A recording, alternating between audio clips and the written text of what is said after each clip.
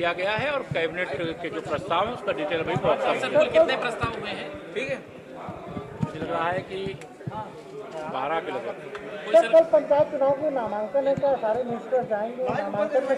क्षेत्र में जाना होगा सर। नामांकन में शामिल होंगे मंत्री लोग? नहीं, अब ये तो पार्टी जो निर्देश देगी उसके हिसाब से किया जाएगा। प्रदेश अध्यक्ष जो बताएंगे मुख्यमंत्री लोगों को जाना है तो सब जाएंगे, और अगर ऐसा नहीं निर्णय होगा तो नहीं जाएंगे। जैसी स्थिति होगी इसके लिए पार्टी का निर्देश होगा। सर धर्मांतरण को लेकर सर बड़े मुद्दे आ रहे हैं लखनऊ पूरे उत्तर प्रदेश में सब जगह इस तरह। देखिए, धर्मांतरण का एक ये खतरनाक खेल है, और जिस खतरनाक खेल में तमाम देसी और विदेशी शक्तियां लग करके और समाज में जहर घोलने का काम करने की कोशिश किए हैं, और उसकी बहुत गहराई से छानबीन हो रही है। जो भी दोषी हैं वो पकड़े जा रहे हैं, उनके खिलाफ कठोर से कठोर कार्रवाई। सर उत्तर प्रदेश सरकार जो बीजेपी के कार्यकर्ताओं पे मुकदमे दर्ज किए गए थे समाजवादी बसपा सरकार में, उनको वापस लेने की बात कही है। नहीं, अगर कोई बदले की भावना से सपा की सरकार में, बसपा की सरकार में भाजपा के कार्यकर्ताओं के खिलाफ मुकदमे लिखे गए हैं और वो राजनीतिक कार्यकर्ता हैं, तो मुकदमे वापस लेने का निर्णय कोई गलत नहीं है। आवश्यक है। हमारी जो पुलिस जो हमारी टीमें हैं उन्होंने बहुत अच्छा काम किया है, इनके नेटवर्क को का खुलासा किया है और इनके खिलाफ कठोर कार्रवाई सुनिश्चित की जा रही है। नहीं, देखिए, इससे कुछ हमेशा से भारत की तरफ अभी तक तो पूर्वोत्तर राज्य और बंगाल आदि कुछ ऐसे राज्य थे, प्रदेश थे जो विदेशी शक्तियों के निशाने पर हुआ करते थे, जहां पर धर्मांतरण की प्रक्रियाएं होती थी। झारखंड ऐसी जगहों पर भी होती थी, लेकिन कुछ उत्तर प्रदेश में भी ये ऐसी गतिविधियां करने वाले लोग सक्रिय हुए थे पहले, लेकिन हमारी सरकार आने के बाद जब इनके साथ सख्ती की गई तो समय समय पर इनके विरुद्ध कार्रवाई हुई है।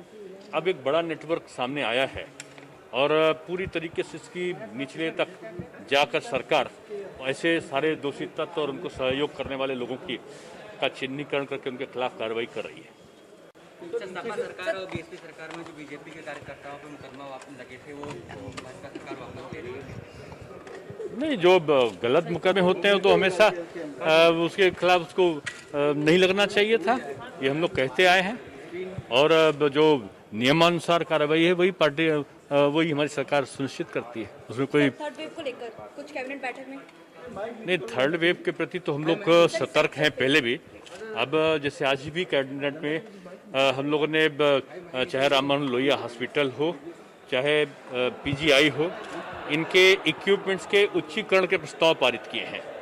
और इनको जो इक्विपमेंट्स आधुनिक व्यवस्थाएं हैं, जैसे लंग्स में इन्फेक्शन हो जाता तभी हमको हैदराबाद जाना पड़ता था, अब वो हमारे लखनऊ में हमारे ये बड़े हॉस्पिटल्स में ये सुविधाएं उपलब्ध हो जाएं, इसकी भी हम लोग चिंता कर रहे हैं। और जल्दी ये जो उच्च स्तरीय चिकित्सीय सुविधाएं हैं वो हमारे उत्तर प्रदेश में होंगी। सर, जिला पंचायत अध्यक्ष चुनाव के लिए आपने तैयारी की हुई है। विपक्ष आरोप लगा रहा है कि कार्यकर्ताओं को छोड़कर फिर धन पशुओं पर अब भाजपा भरोसा कर रही है। जब हारते हैं तब इस प्रकार का आरोप सब लगाते हैं।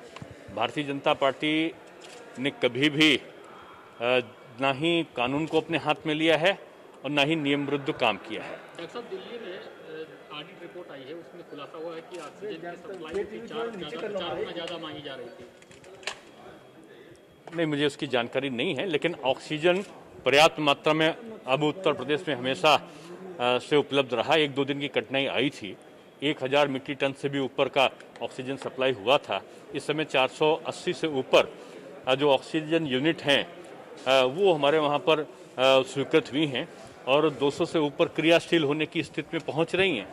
तो ये एक बहुत बड़ा जो जिसको गेम चेंजर कहेंगे कि चिकित्सीय क्षेत्र में सुविधाओं के लिए एक बहुत बड़ा परिवर्तन हुआ है कि ऑक्सीजन की कमी उत्तर प्रदेश में ना होने पाए, इसकी पूरी व्यवस्था हमने कर ली है।